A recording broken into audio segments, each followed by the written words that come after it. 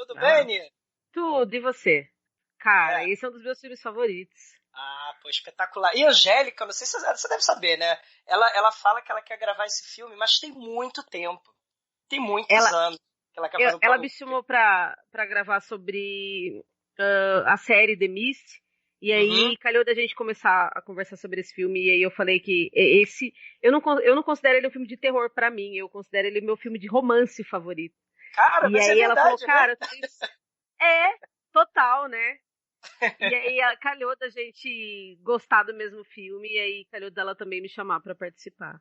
Pois Não, Angélica, tá é. falando que você há anos quer falar desse filme. Há né? anos. Eu até falei naquele de cinema italiano que a gente fez, mas, cara, não foi o suficiente, sabe? Quando você sente que, nossa, não dá em 5 minutos pra falar o quanto ele é legal, o quanto ele é incrível, né? O quanto ele é importante de ser assistido, né? Mas vamos lá, gente, não esquenta a cabeça não, tô fazendo backup, dedo cruzado, que vai dar certo, tá? Eu vou dar aqui início Vai que vai. Ah, vamos que vamos, demorou. Nossa estrela brilha, né? Ou não. Aguenta aí.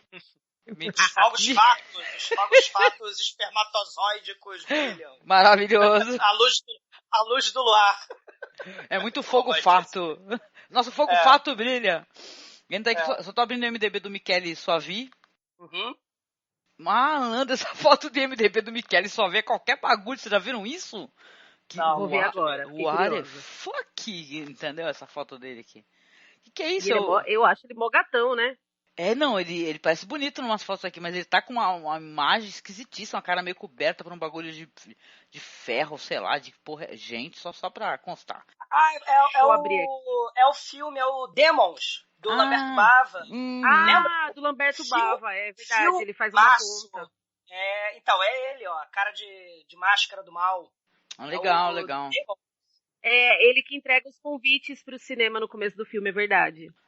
Legal. Dele eu assisti a Catedral, o Pássaro Sangrento e tal. Eu não assisti tudo do Michele Suavi, mas o que eu assisti dele, eu vou te falar que eu fiquei louca da cabeça por esse cara aí, viu? Não, ele é animal. Muito foda. The Church da igreja, né? Espetacular. É lindo, nossa. Vamos lá então, gente. Eu vou dar a abertura aqui e a gente manda ver. Beleza, mano? Beleza. Vamos lá. Uma hora você tá vendo alguém sendo atacado, você fala, pô, caramba, o pessoal que tava assistindo lá realmente foi atacado. Não, é no filme que eles estão vendo. Ele quis ir pelo Brasil pegando experiências de escolas diferentes. Muita gente fala, da escola podia ser assim, podia ser assado. Aí qual foi a ideia dele? Vamos ver o que o pessoal tá fazendo e registrar isso no documentário. E por consequência, as mulheres começaram a ingressar de novo no mercado de trabalho e não saíram mais. Então a mulher começou a se ter voz ativa de novo na sociedade inglesa a partir dessa greve. Eu acho isso muito encantador, né, num filme. Ele consiga ter essas duas coisas. Ele diverte, mantém o interesse da gente pelo lado aventuresco e também essa discussão do lado humano, né, e social. Isso é uma coisa que é maravilhosa. Além de cinematograficamente ser um desbunde, né. Você está escutando o Masmorrecast.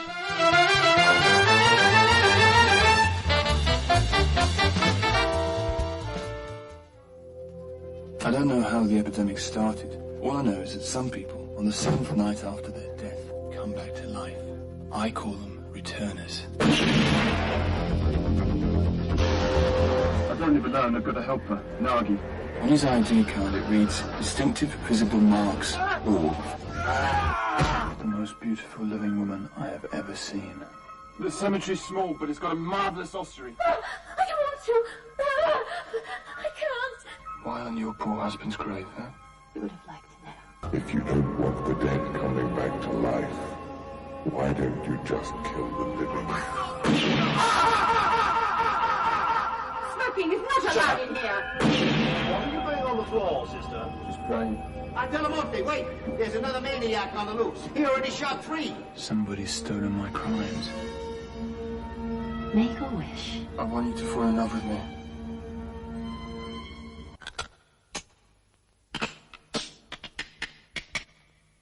Shoot them in the head.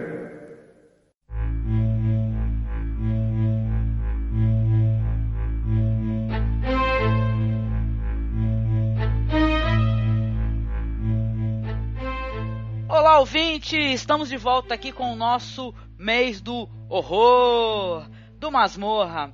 Hoje falaremos então de um filme italiano genial, filme do Michele Soavi, Della Morte, Dell'Amore. E hoje eu estou aqui com os meus amigos, com o meu querido Douglas Freak, lá do Pod Trash. Tudo bem, Douglas? Tudo ótimo, Angélica. Por essas estradas italianas da vida, você nunca sabe quando você vai encontrar com o coveiro do mal. Mas que, não é, Angélica? Genial. Por essa eu não esperava. Muito bom. Obrigada, Douglas. Pelas estradas da vida, né, cara? Sim. Genial. E com a minha amiga Nia Silveira, que é lá do 101 Horror Movies. O Horror Movies, eu pronuncio incorretamente. Tudo bem, Nia? Contigo, querida? Tudo bem, Angélica. Eu falo Horror Movies também, eu não sei o certo, mas acho que de qualquer modo é válido. É verdade, é que já me corrigiram quando eu falei errado, aí eu peguei trauma, entendeu? Acho que foi o Bruno mesmo, lá do podcast.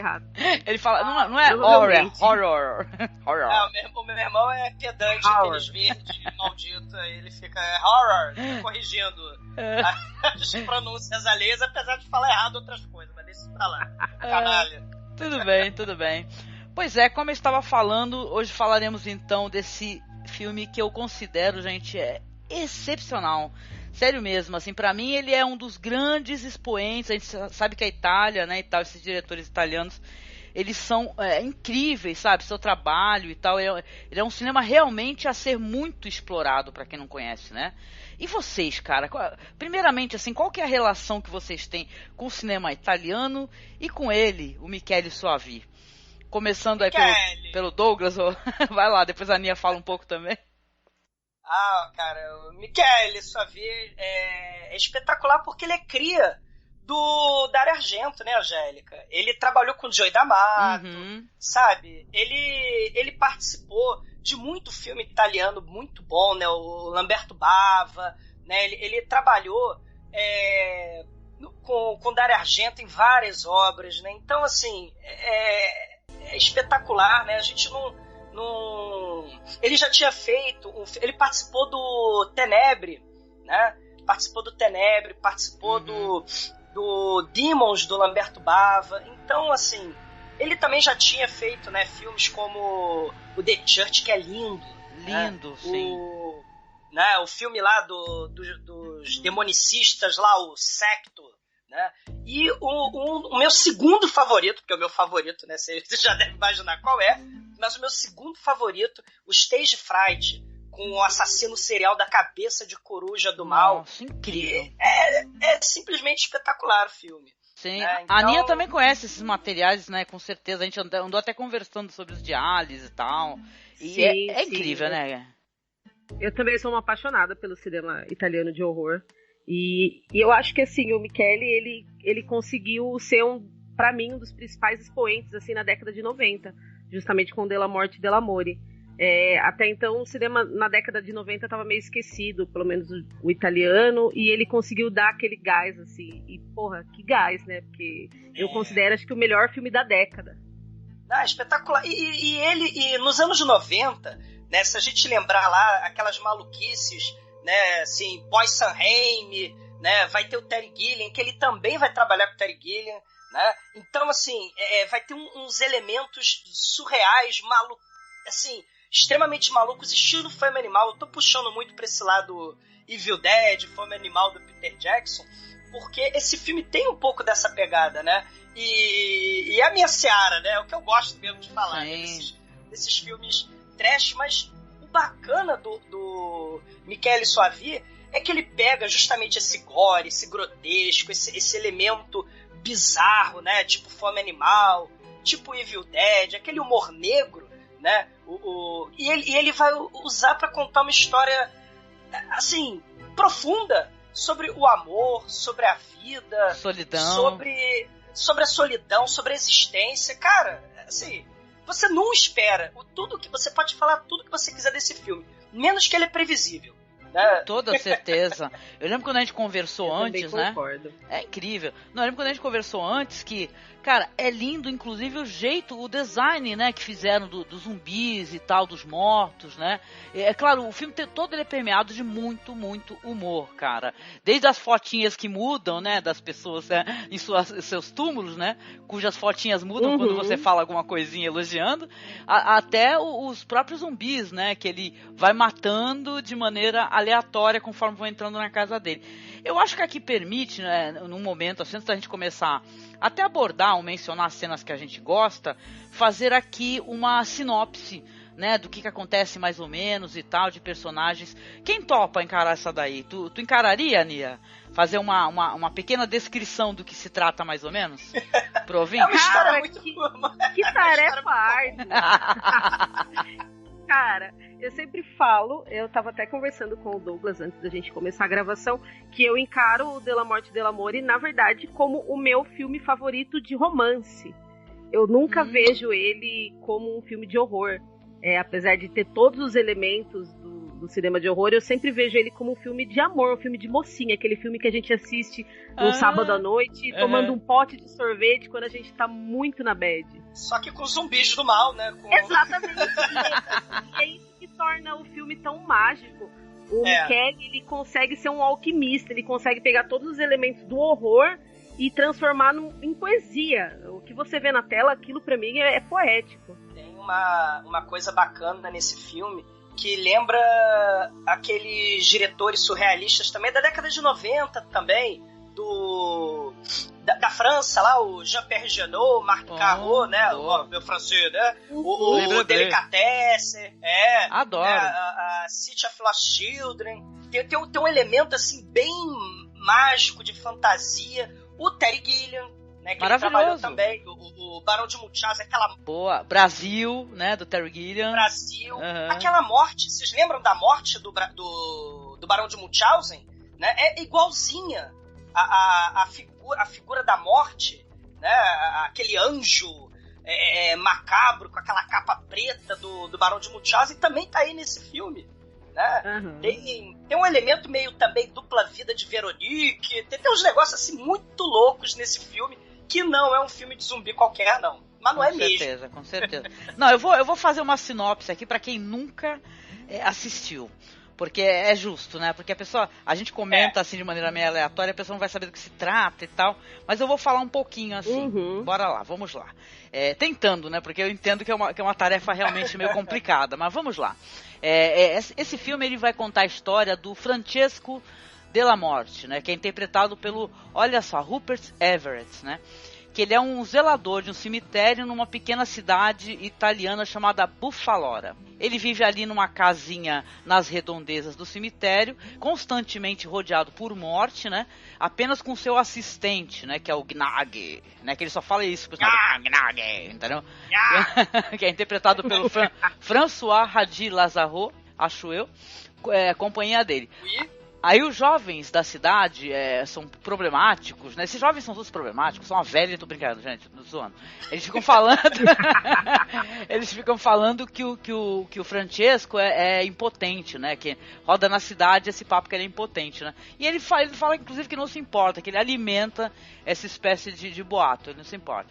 Aí o passatempo do Francesco é maravilhoso, porque ele gosta de ler as listas telefônicas, né? Não importa se elas são velhas e tal, ele vai riscando os nomes dos que já morreram, ele vai tentando fazer aí uma montagem com um crânio humano, né, e tal, colocar todas as partezinhas no lugar. A maneira do acompanhante dele, do amigo dele se entreter, o Gnag, é ficar comendo espaguete e assistindo televisão. E varrendo as folhas, que sempre com vento. Ele nunca consegue juntar a porcaria das folhas, né? Coitadinho do Gnag, voando a porra toda, ele varrendo doidado. Diga onde você vai que eu vou varrendo. Então... Curiosidade, a inscrição do cemitério em latim tá escrito assim, como é que é? Traduzindo, né? Para os que se levantam novamente, né? Então, na verdade, o Della Morte é um cara muito ocupado, né? Por quê? Porque as pessoas morrem na cidade e na 7ª noite essas pessoas vão levantar, né? E é claro que vão tudo diretamente para a casa dele. Não é verdade? A dado momento no filme, ele vai ver uma viúva lá com os familiares enterrando um senhor, né? E tal. Uma mulher lindíssima, maravilhosa, interpretada inclusive pela Anna Fault, né, que eu sempre achei ela de uma beleza que é comovente, entendeu? Como ela é bonita, né? Eu lembro ter falado isso no último podcast, assim, que eu achei ela belíssima. Essa mulher que eu me lembro, ela não tem nome, tô correta? Eu acho que não é mencionado o nome dela, né? Isso, é. Ela é ela. Ela é ela, exatamente. O Francesco se apaixona desesperadamente, né? Já começa a sonhar e tal.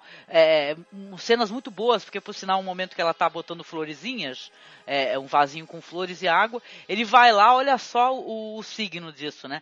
Ele vai lá com aquele regador dele lá tentar encher o vasinho dela, né? Ela vai e joga fora a aguinha que ele jogou, por sinal, né? Ele já tá querendo ali, né, alimentar alguma coisa e nada, né?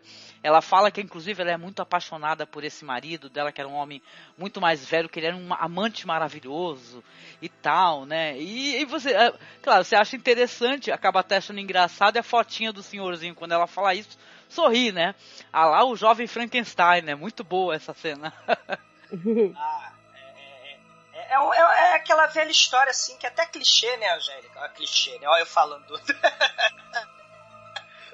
Garota encontra a garota, aí ele se apaixona, só que ela morre e vira zumbi, aí ele acha outra garota que é igual a ela, que é uma sósia, e ela morre e ela... Caraca, que só quer saber de homens impotentes. Eu só me relaciono com... É aquela história normal, né? E aí envolve decapitações, zumbis, escoteiros zumbis, freiras zumbis, maníaco do parque homicida, motocicleta. Né? E detalhe, né? Tudo envolvido num elemento assim de filosofia existencialista impressionante, né? Assim, o filme assim, explode a cabeça, assim, não tem como a gente não se impressionar, tanto pela qualidade do roteiro imprevisível, super imprevisível, a qualidade da atuação, os sets que são espetaculares, aquele cemitério, a casa com porão, com nhague lá embaixo, né? Assim, a direção do Michele Soavi é um troço assim espetacular, cara. Isso daí foi filmado naqueles gigantescos estúdios que tem na Itália? Você tem essa informação? Só que é a única coisa que eu não consegui levantar. Sabe aqueles estúdios italianos, gigantescos, monstruosos? Ele né, já estava acostumado a usar grandes sets, né? Se ele já trabalhou com Mário Bava, ele trabalhou com Dario Argento, né? Trabalhou lá com a assistente de direção lá com Terry Gilliam, né? Então ele já estava acostumado, né, com sets grandiosos, lembrando do Stage Fright, né? E do The Church, que são sets também de próprios filmes dele que são grandiosos também. Sim. Né, Angélica? E a qualidade do figurino, da direção de arte desse filme é um troço impressionante, de deixar de boca aberta, né? Os efeitos especiais que vão aparecendo, né, eles são muito bonitos, né, cara?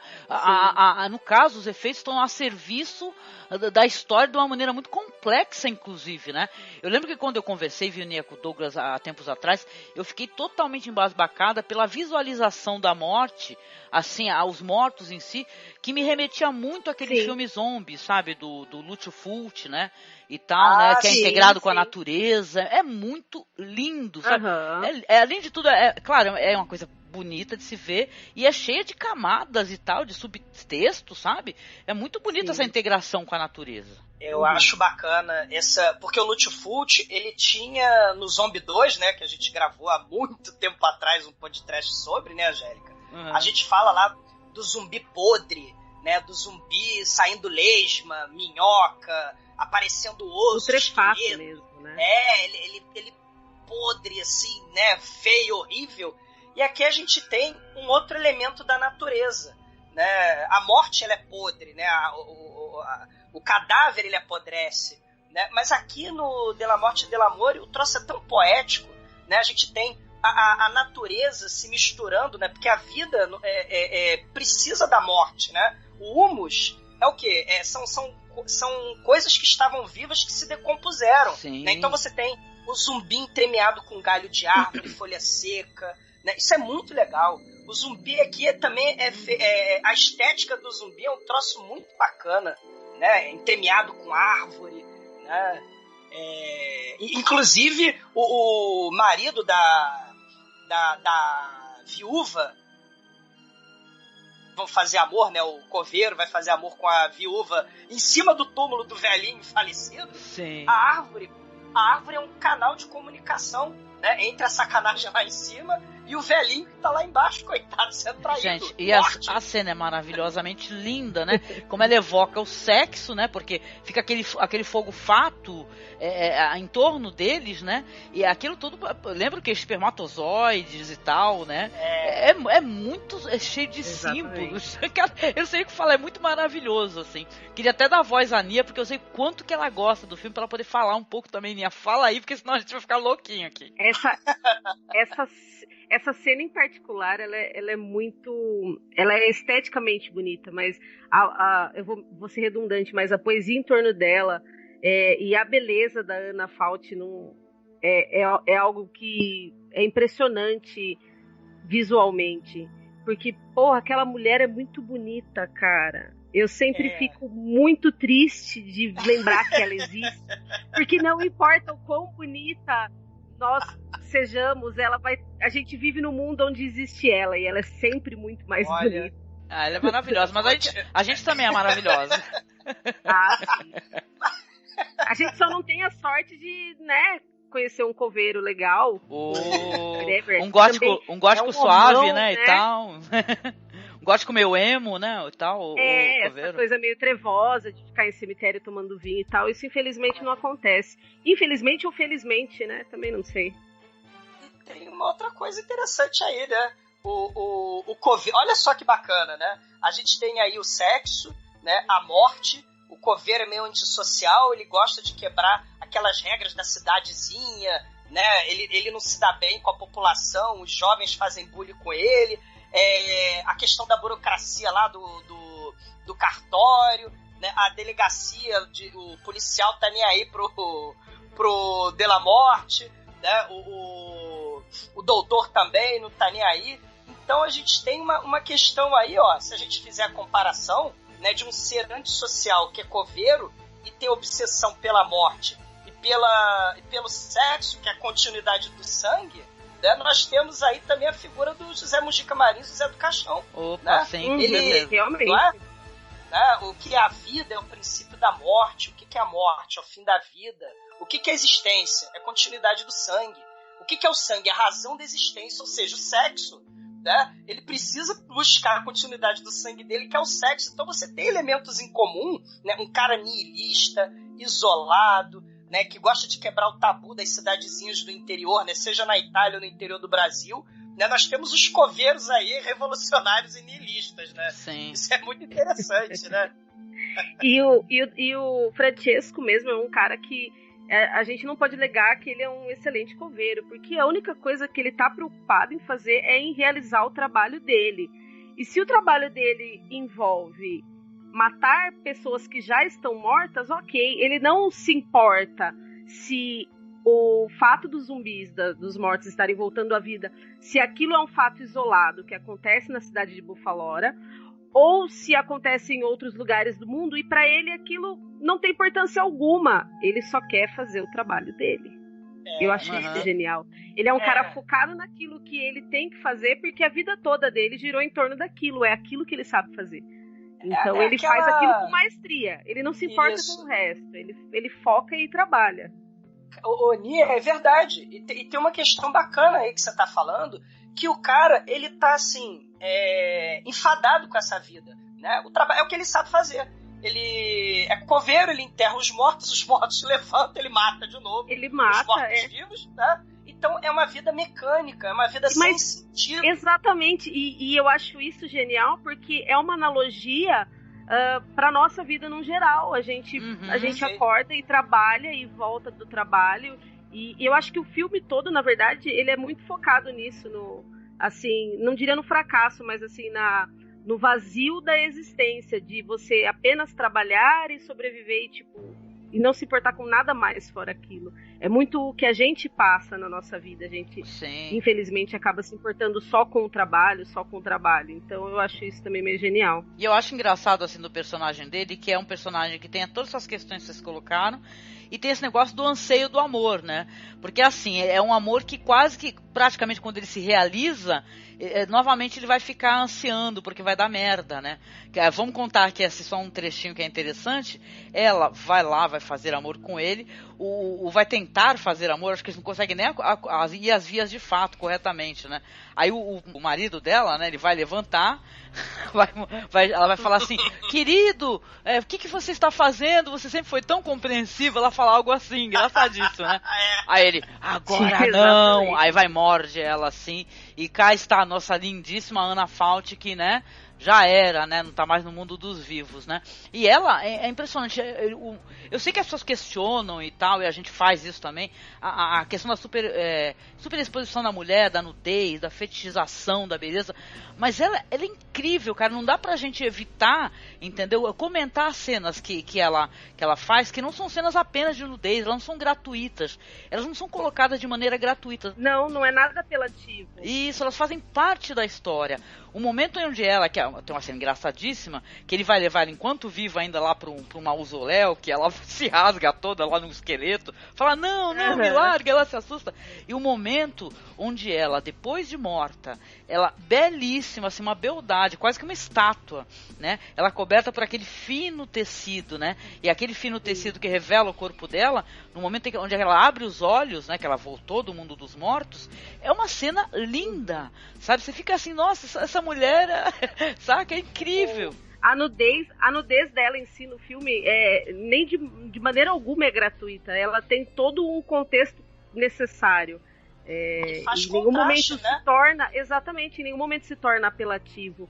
E é triste porque muita gente sempre fala, e é inegável você falar do filme e não lembrar dela, das cenas que ela tá nua e tal. Mas não é nada banalizando o corpo feminino, na verdade é mostrando o ser humano em sua essência, nu, a gente nasce nu, então não é nada banal a claro.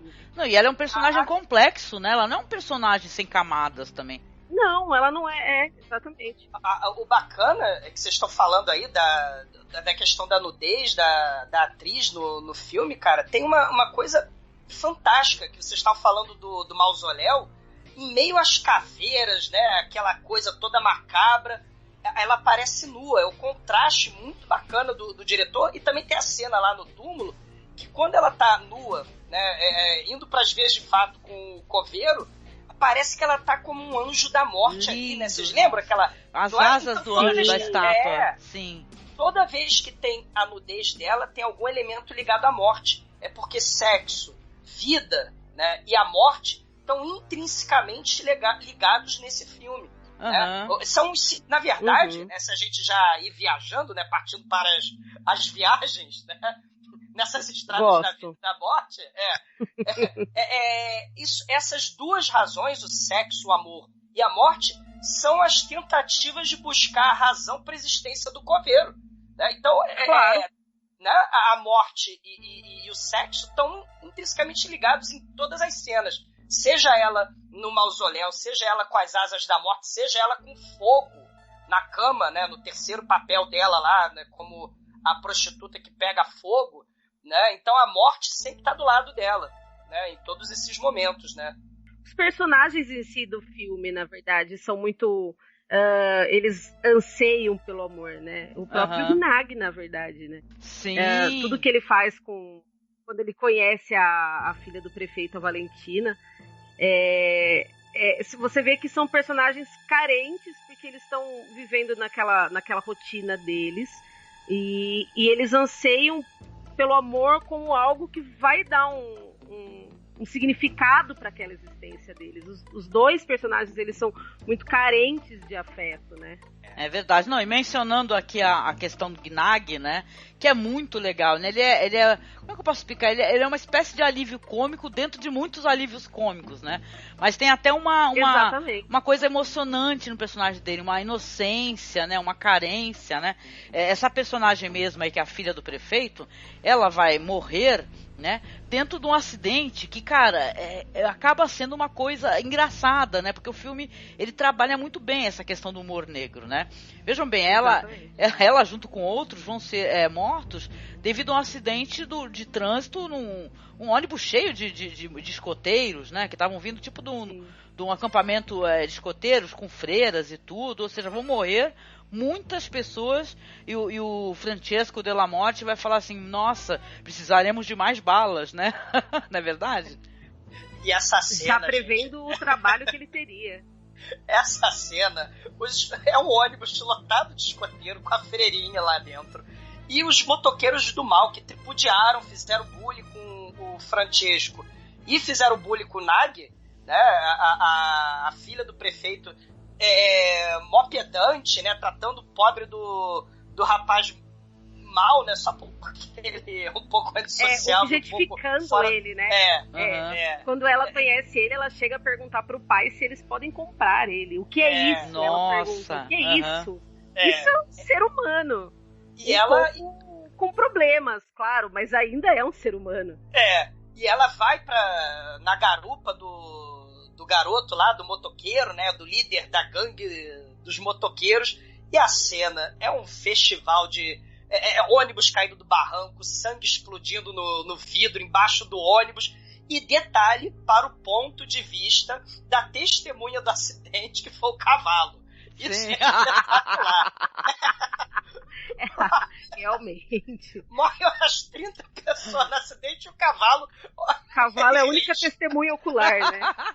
O pior que né? Aliás, vocês falaram de ponto de vista, esse filme tem umas coisas muito legais, umas experimentações, coisa que eu também já vi lá no filme antigo do Lutfult, né? No Zombie 2, que é a terra cobrindo, o ângulo de dentro do túmulo, né? E tal. Ele tem muito, assim, experimentações visuais legais, né? Você fica, caraca... A Argento fazia isso.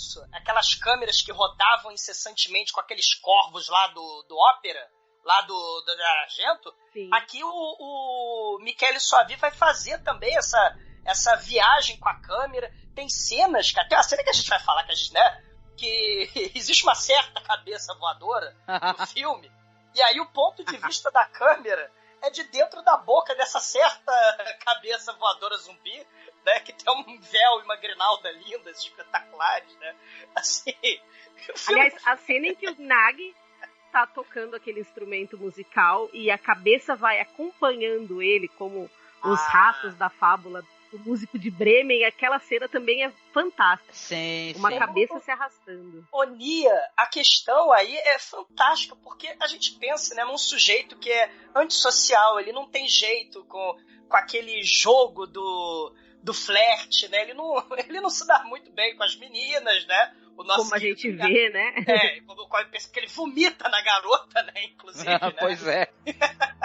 Ele tá fazendo aquilo que é um clichê de filme romântico, né? Aquela questão da serenata, a questão de levar pra jantar, aqueles clichês que a gente vê nesses filmes blockbuster, né? O cortejo mesmo em si do romance, né? Ele tá cortejando a cabeça. Mas aí você tem a subversão aí, cara, é um cadáver sendo cortejado pelo tio Chico antissocial que mora dentro do porão. Assim, e é como a própria cabeça fala, ela é só uma cabeça, ela não vai ter muitas opções melhores de relacionamento, então é o que tem pra hoje. E ela fica tão mais legal, né, depois que ela morre, né? É que nem a Noiva Cadáver do Tim Burton, né? Aliás, outro aí também que provavelmente o Michele Soavi viu muito filme do Tim Burton, né? Porque é que nem a Noiva Cadáver, né? O pessoal, o mundo dos mortos é tão mais colorido, mais legal, né? Do que o mundo tétrico, burocrático, né, da delegacia, totalmente. Do hospital, do cartório, né, do prefeito corrupto que quer usar. Olha só, né? Ele enterra a filha dele, né, a Vanessa, essa que inclusive vai ser a moça cortejada, né, pelo Nag. Ela é enterrada num caixão que tem parece da Branca de Neve o caixão, né, que tem um esquife de vidro, né? E ela tinha sido decapitada, né? E o canalha do prefeito quer usar a própria filha para fazer campanha para ele se reeleger, né? Também, o cara, ele tava no 15º mandato dele na cidade, né? Não, e é isso, errado aí. É interessante, né, a gente vê como até existe assim um subtexto à questão política, né, italiana, né, porque é famoso, né, e tal, né, é muito interessante, cara, eu gosto muito de tudo que o filme vai abordando, assim, vai jogando, parece até de maneira aleatória e tal, mas não é, né, não é, porque tudo se encaixa. A velhinha que fica o tempo todo perguntando e chama ele de engenheiro, né? Fala assim, bom dia, engenheiro. Ela vai todos os dias no cemitério. Porque ela tá ali em convívio, vamos colocar assim, com a morte, né? De maneira muito próxima. Uhum. Tem um momento que ela fala pra ele assim, olha só, as minhas 2 fotos. Qual você acha melhor? Tem uma foto dela bonitinha, na outra ela tá mais velhinha. Ele olha assim e fala, os 2, né? E tal. Eu adoro opiniões de homens bonitos, jovens, né? Algo assim. É muito adorável, sabe? Tem a questão da memória na Itália, né? O passado fascista, aquela situação toda, o aparato burocrático de um Estado fascista, controlando as cidades do interior, né? Então você tem aí a polícia, o hospital, as autoridades, né? A burocracia, o cartório, o médico. O Estado mesmo, né? Exatamente.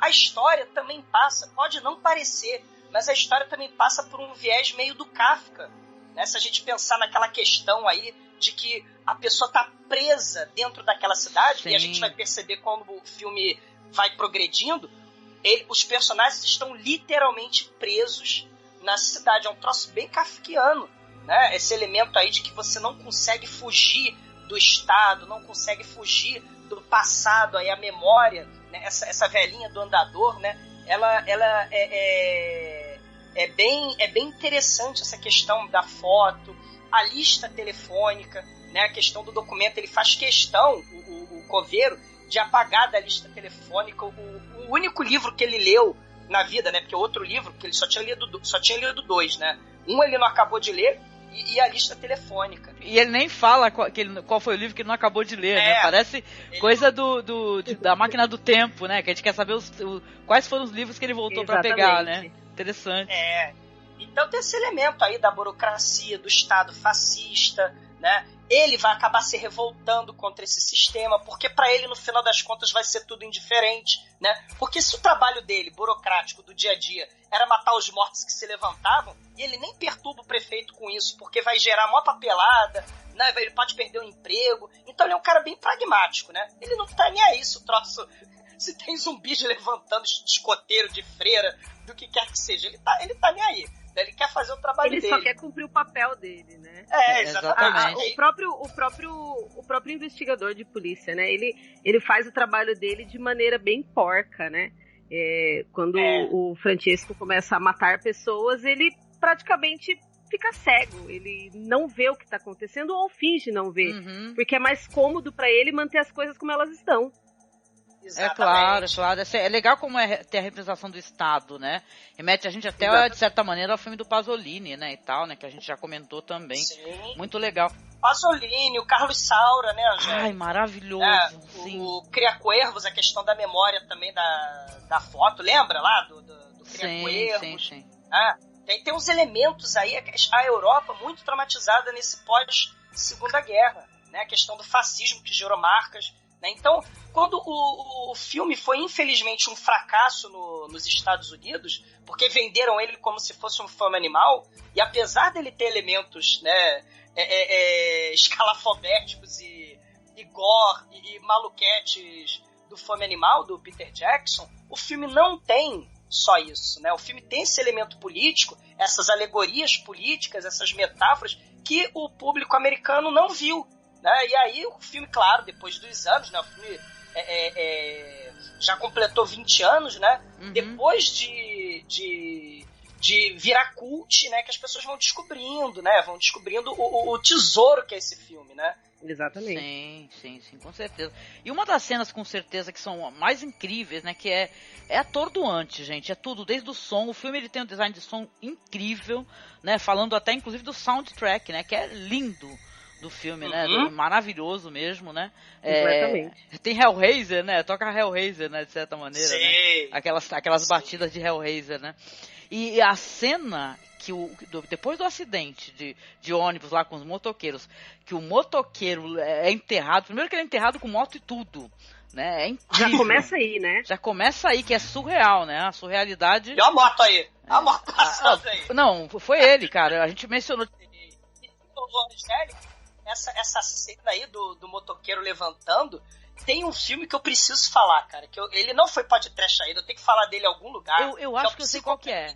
Ah, sabia. Cara, é os motoqueiros zumbis, é um filme inglês, né? Que tem os hippies motoqueiros zumbis, que é o ritual pra voltar dos mortos, incluindo sapos, né? Eu preciso falar desse filme, ou não pode trash, ou a gente pode tem que fazer, ó. Faz um podcast e convida a Nia, viu? Essa maravilhosa. Viu? Convida ela, essa incrível. Tá gostado. Chama-se, ele é o homem da pauta, viu? Então ele é mais fácil de convencer. Não, ótimo. Mas a cena, cara, é linda, né? Porque o barulho, tudo som, né? A terra começa a tremer. A gente não falou, mas tem a filha do Dario Argento no filme, trabalhando, né? Fazendo uma ponta, né? A Asia Argento, né? Novinha, né? Porque é na época do Catedral, né? E tudo. Então, ela tá novinha e tudo. A Nia até comentou no outro podcast que eu achei muito divertido, que o pessoal fica falando assim que uma das melhores coisas que o Dario Argento fez foi a filha, né? Linda, né? A Asia Argento, né? É uma das melhores obras dele. Ela é lindíssima mesmo. Um brinde às moças europeias, às brasileiras também, né? Mas a gente está falando, a gente precisa brindar. E esse zumbi, Angélica, é um troço espetacular, porque lembra que a gente estava falando que os zumbis, eles são mesclados com as árvores, com os galhos, as folhas?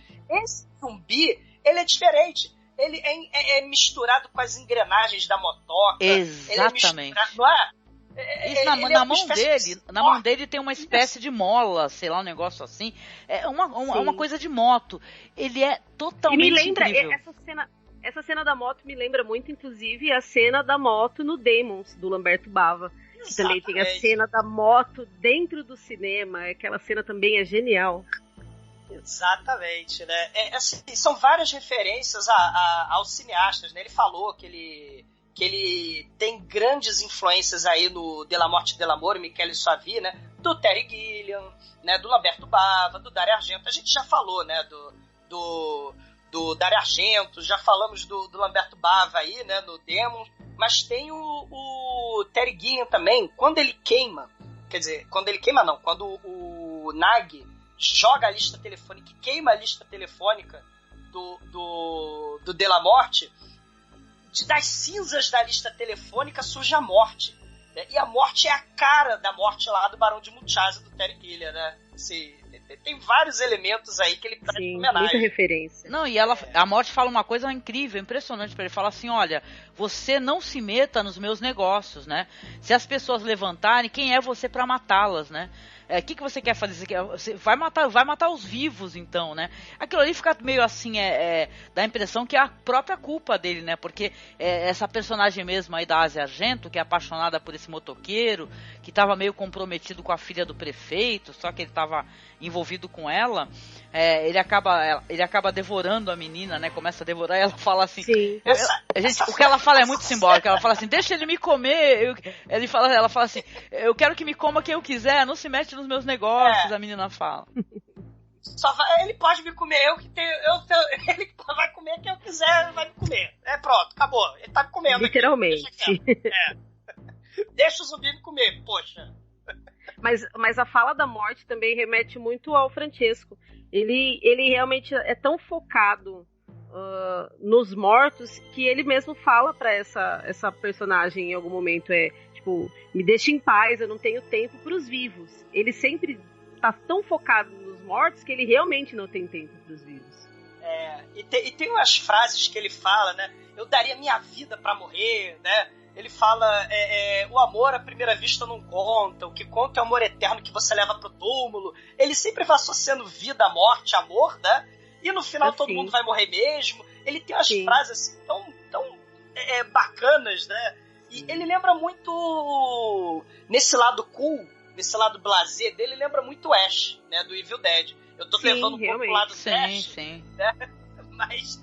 Mas é porque realmente lembra. Não, e é importante até mencionar, né, porque é baseado nas histórias do Tiziano Sclavi, né, que é o cara lá que escreveu o Dylan Dog, né, e o Marcos adoraria estar nesse podcast, porque ele iria falar isso com certeza, que depois desse filme, a aparência do Dylan Dog nos quadrinhos, né, que é um quadrinho italiano muito interessante, teve uma produção americana, viu, gente, que não é muito boa, tá, até não é muito legal não, foi um desses Supermans aí que fez o Dylan Dog. É generosidade da sua parte dizer que aquilo não é muito bom. Eu sempre tenho pena de pegar e destroçar as coisas, porque assim, como ele é um filme que acaba sendo divertido, cachorro morto, né? Não, ele é um filme que acaba sendo divertido, aí tem aquela temática de zumbi, aí eu fico com peninha de destroçar ele, sabe? É que ele perto do De La Morte, coitadinho dele, né? Perto do próprio quadrinho do Dylan Dog, né? Sim. Sim.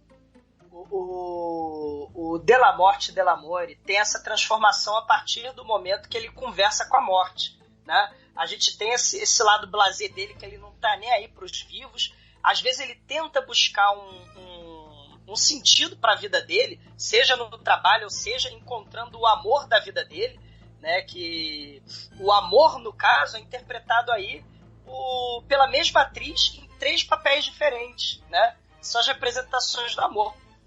Primeiro a viúva, né, que acaba morrendo, né, também, né, no comecinho do filme, né, nos sets maravilhosos lá do cemitério, né, a cabeça voadora, que era a namorada do Nag, né, acaba voando e matando o prefeito, o próprio pai, né, então um novo prefeito aparece na cidadezinha, né, e aí a assistente do novo prefeito também interpretado, não é? Pela Lúcia Falti.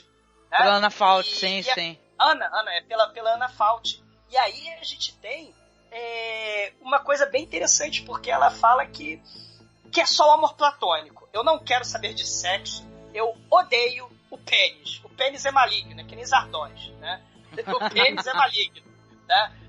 Só queremos a arma. A arma é boa, o pênis é maligno. Então, você, por favor, não faça sexo comigo e fique broxa. Né? Aliás, o pessoal da cidade fica fofocando aí que você é broxa. Né? Ele, não, isso é mentira, intriga da oposição. Não, mas peraí. Eu só gosto de você, só vou gostar de você se você for broxa. Aí lá não, então tudo bem. Inclusive, deixa eu ir lá tomar o Viagra ao contrário, lá no Dr. Verese, né? O doutor pedante lá que gosta de acariciar os seios das estátuas do cemitério maluco, aliás, né? Que é prova de amor maior que essa pra um homem do que abrir mão do próprio elemento da masculinidade dele, né? Sim. Porque ele basicamente procura o médico pra ser castrado. Exatamente. Que loucura. Que essa, olha, eu não curto a figura do pênis. Tudo bem, eu tenho um aqui, mas eu consigo resolver isso ali rapidinho, eu arranco fora, tipo, cara, uau!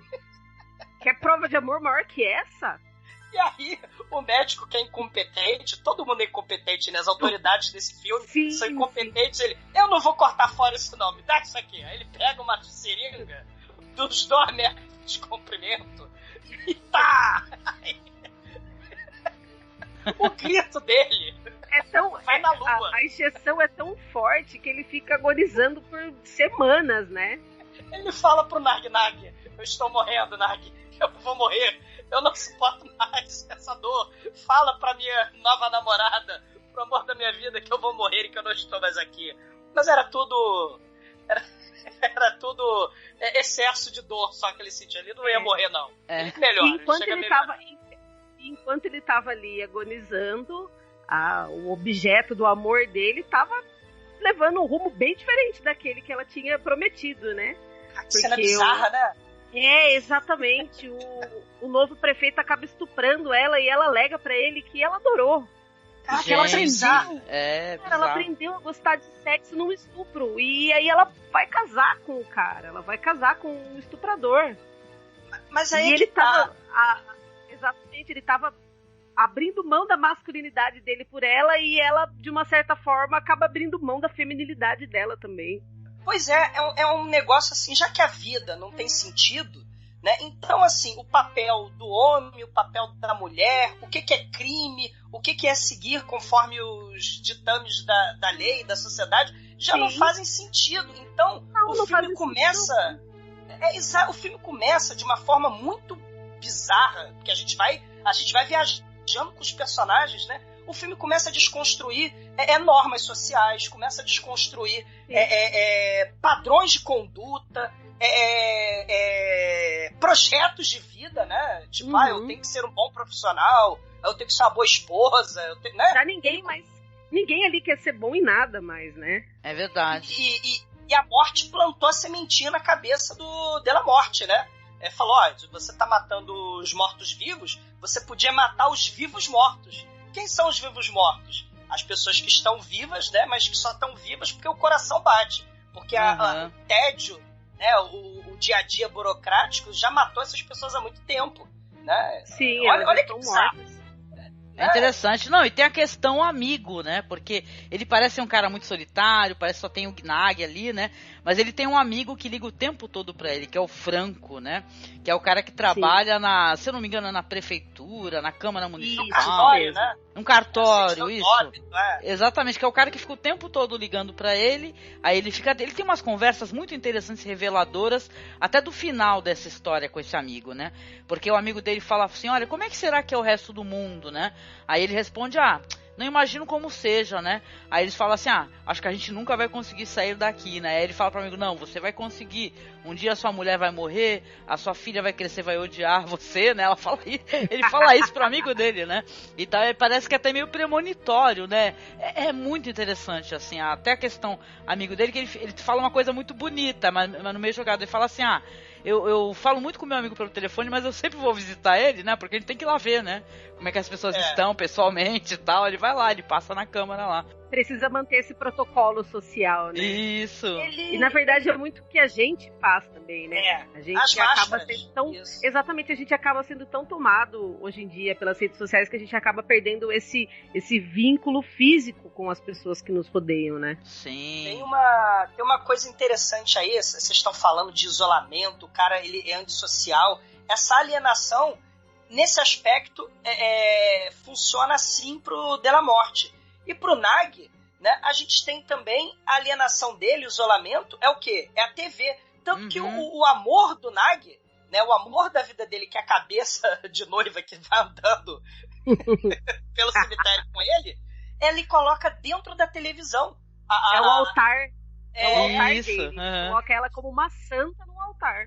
Você tem dois polos aí de alienação e de isolamento, né?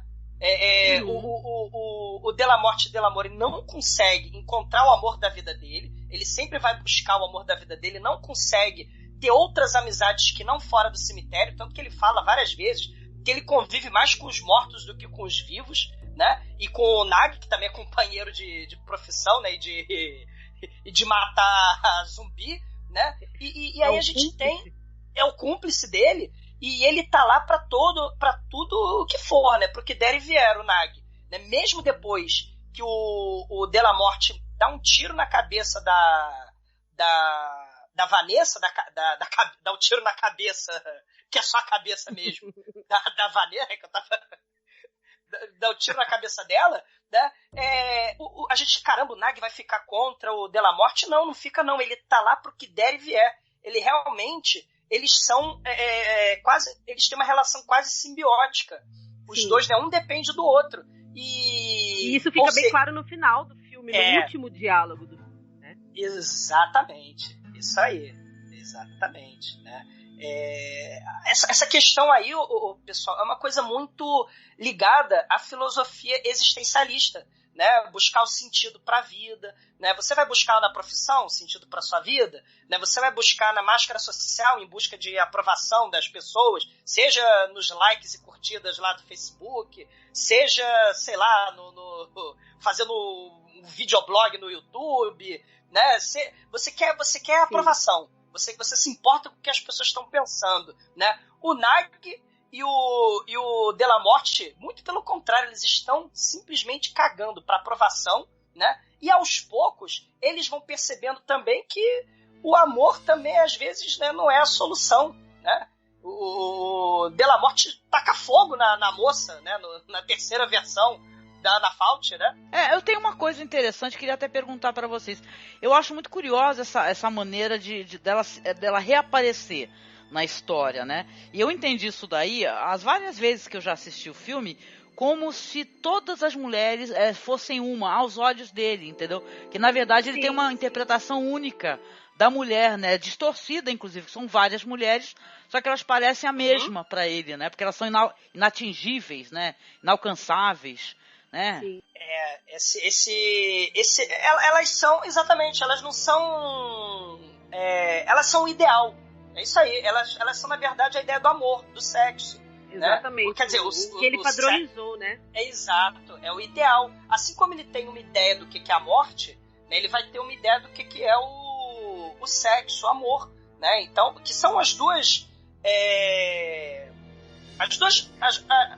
tentativas de existência da vida dele, de razão para existência da vida dele, né? Tanto dele quanto do Nag, né? Que os dois buscam amor e dão com burro na água, né? Os dois lidam com a morte, né? Ali de forma bizarra, né?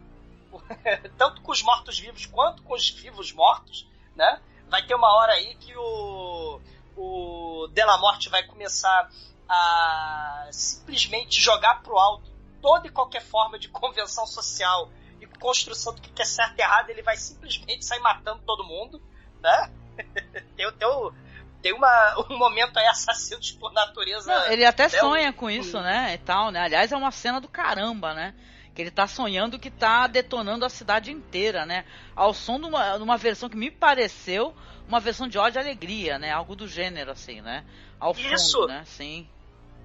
Mas lembra da Ódio e Alegria do Laranja Mecânica, que ele servia para programar as pessoas, né, e seguir os conformes, os ditames de uma sociedade fascista lá do Laranja Mecânica, não é?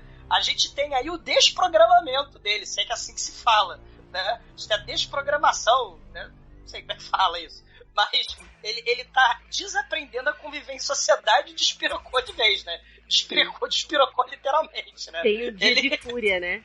Exatamente, ele vai pegar a arma e ele simplesmente não divide, não separa mais o que é vivo-morto de morto-vivo, né? Ele vai matar todo mundo, né? E lá no ele hospital, nunca é considerado uma ameaça, né? Verdade. Exato. No hospital, as pessoas estão tão mecanizadas, né, que ele tá com uma arma em punho, ele vai lá falar com o Franco, né, o cara lá do cartório, que ele tá comatoso, né, e o delegado até falou que os escoteiros que levantaram, morreram, as pessoas que morreram aí ao som de Ódio e Alegria lá na cidadezinha, tudo foi culpa do Delamorte, né? Mas o delegado incompetente fala, não, já arrumei um culpado aí, ó, já arrumei, quem botou fogo lá na menina que tava se prostituindo também, eu arrumei aí um culpado, pode ficar tranquilo, Delamorte, né? O culpado é o Franco.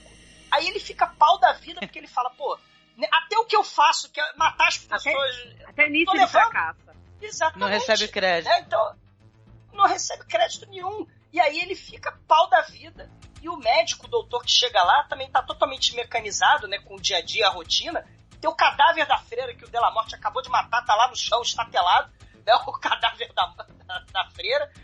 Aí ele passa por ali, mas o que a freira tá fazendo? O Delamorte, ela tá rezando, né? E aí o médico, ele vai lá, pega como é que chama? A radiografia do Franco em coma e tal, e acaba morrendo também. As pessoas simplesmente ignoram o fato de que tem um maníaco homicida serial killer lá dentro do E do o hospital, próprio policial, né, fala pro Delamorte que tem um louco armado que tá matando pessoas no quarto andar. E o Delamorte tá com uma arma na mão e o policial fala, bom, pelo menos você tá seguro, você consegue se defender. Tipo, ninguém enxerga o perigo nele. Não, na cidade as pessoas só veem o que elas querem, né, cara? É bizarro. Exatamente. O comportamento da cidade. Eu lembro aqui no Brasil, né, até pela minha idade, que eu gostava muito daquele O Bem Amado, né, que é uma história que já que você fala em cemitério, você pensa no BR, você pensa no Bem Amado, no Érico Veríssimo, não é verdade? Do Incidente Antares, né? E é muito interessante essa relação das cidades bizarras, né? Porque essa cidade é qualquer negócio, cara. E o final, eu lembro que quando eu assisti a primeira vez, eu falei, what the fuck, né? Mas aquele what the fuck do bem, sabe? Que eu falei, nossa, é algo assim como, sei lá, o final de Man in Black, né? Que você vai ver que tem um universo dentro do outro e tal. É um final sensacional. sensacional que o filme tem, né? E meio que não te prepara, né? O filme não te prepara, talvez, pra esse final, né? Ou talvez na segunda, na revisão, você consegue ir pegando as coisas pra tentar entender, né? O que tá acontecendo, porque na verdade eles estão fora, né? Eles estão à parte, né? Numa outra realidade, né? Uma realidade estranha, né? Bizarra pra caramba. É muito bacana esse final, porque a única pessoa que eles tinham, bem ou mal, uma conexão emotiva no filme era a velhinha do andador, né? Ela morre. Quando ela morre, ele até fala, poxa, os melhores sempre morrem primeiro. Porque pra ele, é quando ele tá sentindo a dor da morte, aquele pesar mesmo, luto, né? É com a velhinha, que ia lá esperar calmamente o dia da morte dela, dava presentinho pro Nag, né? Tratava bem, chamava de engenheiro o Della Morte. Então, quando você tem essa falta de vínculo com sentido para sua vida, né? Então tanto faz morrer, tanto faz viver, né? Ele pega o amigo dele, o Nag, eles botam o caixão em cima do Fusca, né? Do carro lá do Della Morte, eles vão embora pro mundo desconhecido, né? A estrada, né? Do desconhecido. E a estrada, olha que metáfora bacana, a estrada não tá pronta. A estrada é um grande vazio. A estrada é um grande inacabado, né? O que você vai fazer com a sua vida? Não sei. A estrada que tem que construir é você, né? É um troço lindo esse filme. E olha que é um filme que a galera foi vendido lá para os Estados Unidos pra galera como se fosse um filme tipo Fome Animal, né? Como se fosse um foi muito mal vendido mesmo, né? Olha, esse filme, o Angélico, final, mostra claramente essa questão do desespero existencialista, né? Essa falta de sentido, né? Que a gente dá pro mundo, pra vida, né? A morte e a vida passam a ser a mesma coisa, né? Porque que acontece, né? No desespero do existencialismo, né? A gente vai morrer. E a gente tem consciência de que a gente vai morrer. Então por que a gente precisa, sei lá, casar, trabalhar, se a gente vai morrer um dia? Saca? A ideia do desespero é essa. Ah, você vai morrer mesmo? Sim. Então pra que você... Não importa o que você fizer. Se você matar, se você morrer, não importa, né? A vida passa a ser insignificante. O final vai ser o mesmo. Exato. Tem um desenho animado, Angélica, muito legal, não sei se vocês conhecem, que tá até um pouquinho em voga agora, que é o Rick e Morty, que fala muito sobre isso. Mas falaram tão bem já pra mim. Não assistiram, não? Dá uma chance. Eu sei que tá na moda, etc. Mas ele fala de um cara que é muito parecido com o Della Morte. Só que, claro, ele é um cientista louco.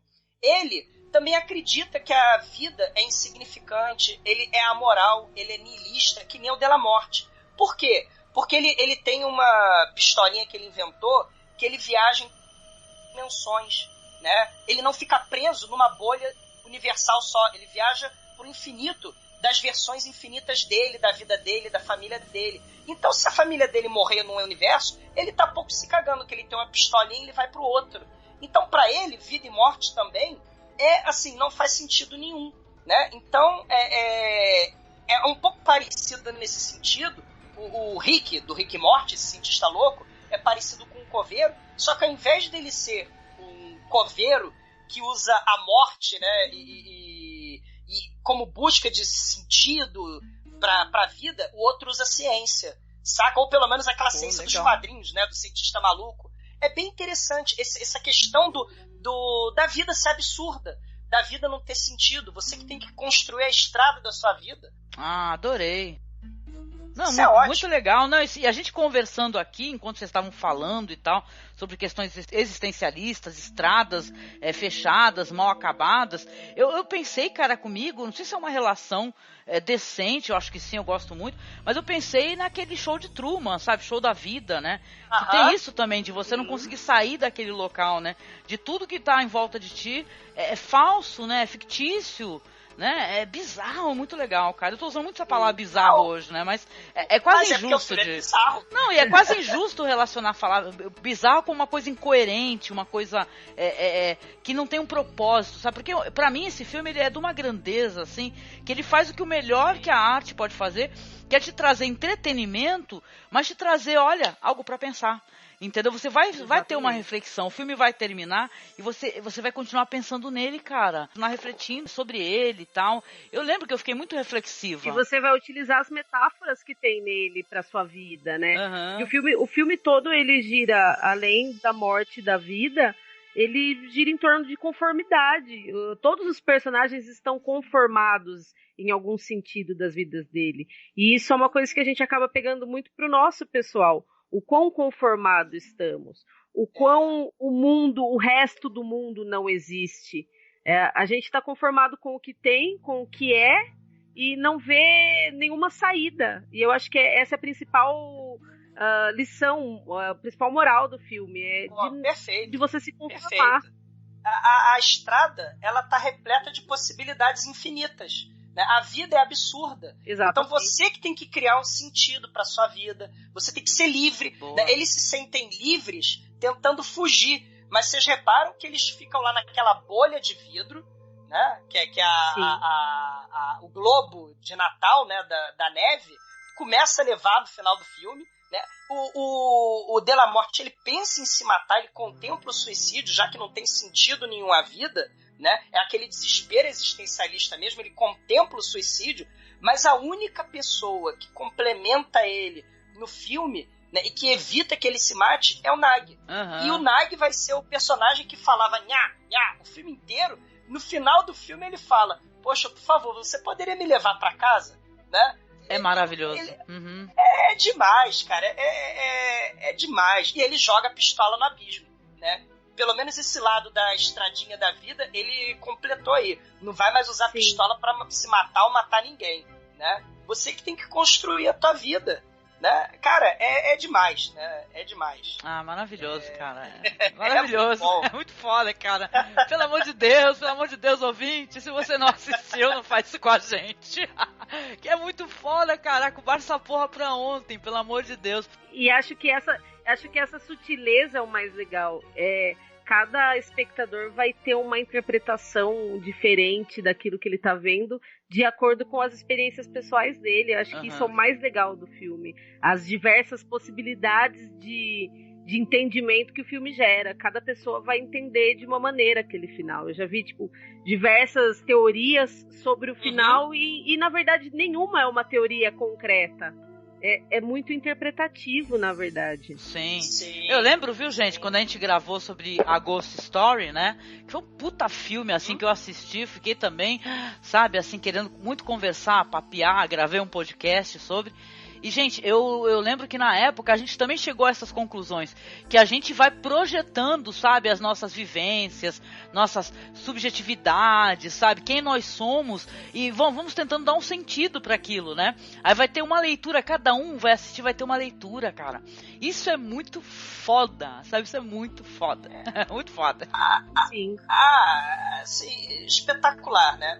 A ideia... Assim, o que eu tirei do filme, né, é que você tenta suportar o fardo da vida. O filme parece que ele tem muita gente diz que ele acaba otimista, né? Eu não concordo muito. O filme, ele mostra que a gente está realmente numa prisão, que é a vida. Exatamente. Se a vida é uma merda, você tenta suportar ela da melhor forma que você puder, construindo os caminhos que você quiser na estrada que está lá incompleta, né? No caso, você pode tentar buscar o amor de 3 formas diferentes, né? Ou como amor idealizado no cemitério, ou com adultério, ou sem sexo, né? Você pode buscar suporte na vida pelo amor, ou pela motoca, né? Exatamente. Né? Ou você pode buscar pela amizade. A pessoa que sempre vai estar do teu lado lá, pode não ser o cara mais bonito da turma, pode não ser o cara mais eloquente do mundo, né? Pode ser o cara que vomita na menina, pode não ser o cara mais sociável do mundo, e o outro pode ser um serial killer, mas pelo menos um tem o outro, né? Suportar a vida sozinho é insuportável, né? A gente deixa pra ficar só quando a gente estiver morto. Porque aí sim a gente vai estar só. A gente nasce só, né? A gente começa a vida só, né? Quando a gente corta o cordão umbilical, e a gente vai sozinho também, né? Então é bom a gente, entre esse espaço do começo e do final, a gente fazer alguma coisa da nossa vida, né? Com certeza, viu, gente? Exatamente.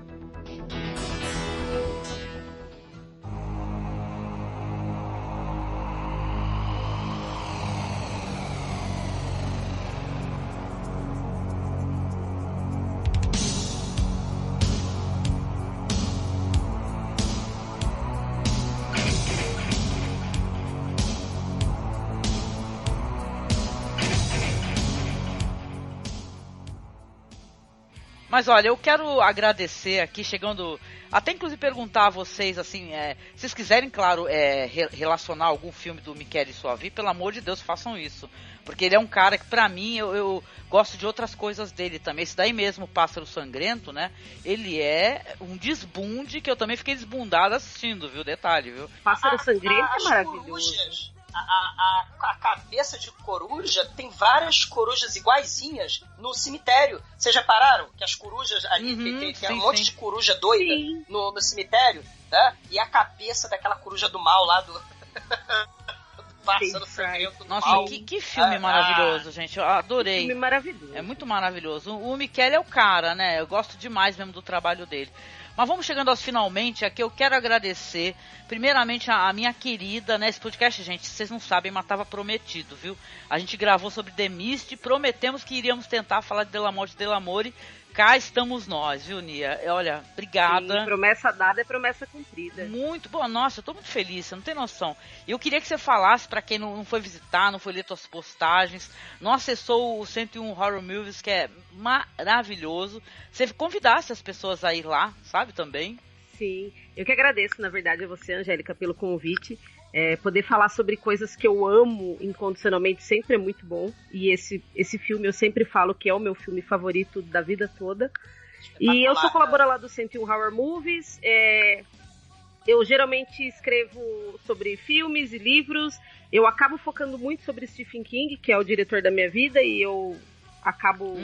Eu tento trilhar outros caminhos, e quando eu vejo, eu tô no Stephen King de novo. Volta eu já entendi ele. Que essa é a minha missão, então tudo bem. Mas se vocês quiserem acompanhar... Oi. Nia, o melhor filme do Stephen King, claro que é Comboio do Terror, né? Meu Deus. Ele tá te provocando. Olha, ainda bem que você falou isso no final do podcast, senão eu tinha ficado offline na hora. Só pra contar, assim, eles gravaram sobre o Comboio do Terror, sabe? Eles gravaram lá. Sim. Coragem. A Nia vai falar funk pra mim que nem a máquina lá de Sim. Não, mas o Stephen King, até as coisas ruins dele, a gente acaba gostando de uma maneira ou outra. Sim. Muito obrigada, viu? Foi um prazer, eu espero que você volte pra nossa casa aqui pra conversar sobre outras coisas legais, viu? Eu espero. Sim, eu sempre gostei muito de explorar, sabe, esse cinema italiano e tal. Já assisti tanta coisa e pouco a gente consegue conversar, né? Ou ter tempo de conversar sobre, né?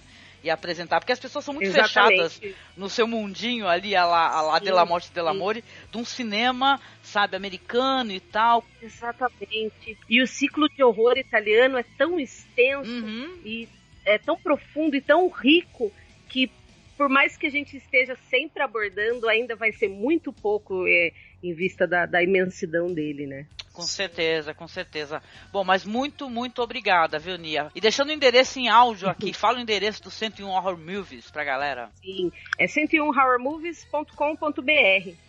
A gente sempre tem novidades, a gente sempre tem resenhas de filmes e livros, e a gente tá sempre atualizado lá. Vocês são maravilhosos, vocês são cheirosos, só que eu posso obrigada. Dizer.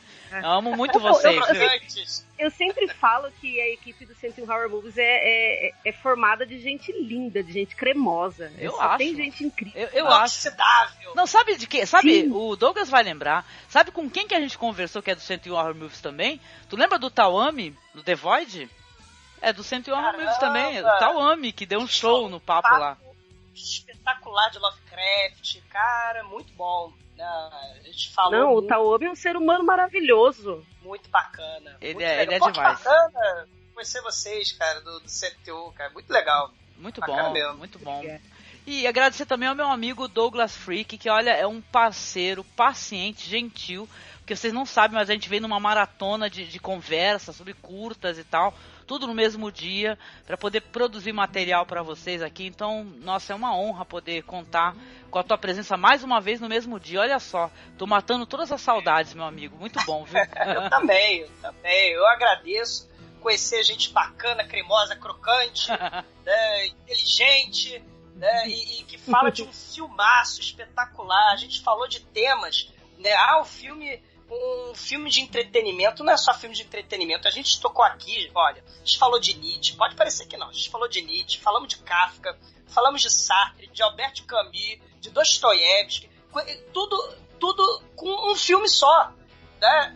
Assim, é um troço espetacular. E a Angélica estava querendo falar desse filme em detalhes, né, em pormenores, há muitos anos, pessoal, e finalmente saiu. Pois é. Né, construiu o tijolinho da estrada aí do Cine Masmorra da Angélica. Aí, muito obrigado, eu tô feita na vida agora, tô feita. Vou parar com tudo. Que bacana, que bacana. É uma honra, eu sempre adoro participar dos projetos do Cine Masmorra, porque é aquilo, a gente precisa falar um pouco desse cinema, né? Senão a gente fica só no... qual é o lançamento da Marvel nesse final de semana? Vai ser, sei lá, o Wolverine 10, Wolverine 11, sei lá. É mais do mesmo. Então falar um pouquinho de coisas diferentes, né? Não custa nada, né?